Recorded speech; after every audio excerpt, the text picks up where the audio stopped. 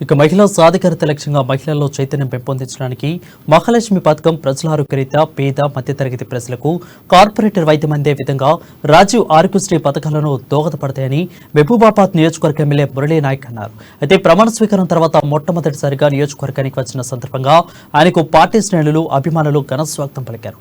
కాంగ్రెస్ ప్రభుత్వం ఇచ్చిన 6 గ్యారెంటీ హామీలలో భాగంగా మహాలక్ష్మి రాజీవ్ ఆరోగ్యశ్రీ పథకాలను ఎమ్మెల్యే ప్రారంభించారు.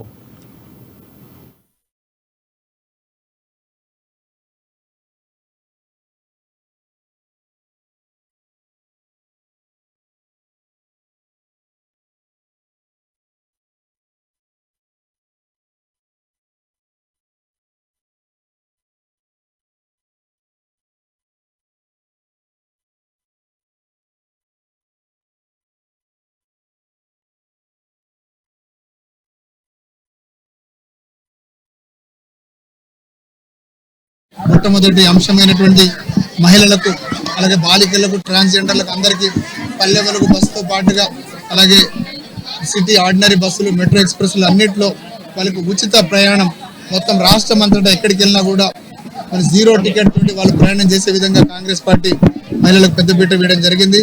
తర్వాత అదే బస్సులో మేము రావడం ఇక్కడికి గవర్నమెంట్ హాస్పిటల్కి వచ్చి రాజీవ్ ఆరోగ్యశ్రీ పథకం కింద 5 లక్షల నుంచి 10 లక్షల వరకు ఈరోజు వాళ్ళకు వైద్యానికి కావాల్సినటువంటి ఖర్చులు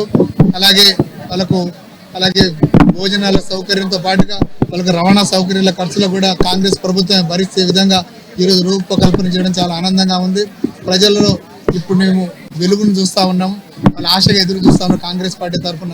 అందుకే ఈ 6 గ్యారెంటీలు ఏవైతే ఉన్నాయో 100 రోజులు తిరగకముందే మేము తూచా తప్పకుండా అన్ని గ్యారెంటీలను మేము హామీని నెరవేర్స్తామని చెప్పేసి మా సీఎం యనమల రేవంత్ రెడ్డి గారు నేను చెప్పడం నిజంగా చాలా ఆనందంగా ఉంది. ప్రజలకు ఒక భరోసాను ఒక ధైర్యాన్ని ఇచ్చే విధంగా ఈ 6 గ్యారెంటీలు ఉండడం నిజంగా కాంగ్రెస్ పార్టీ కలిసి వచ్చే అంశం.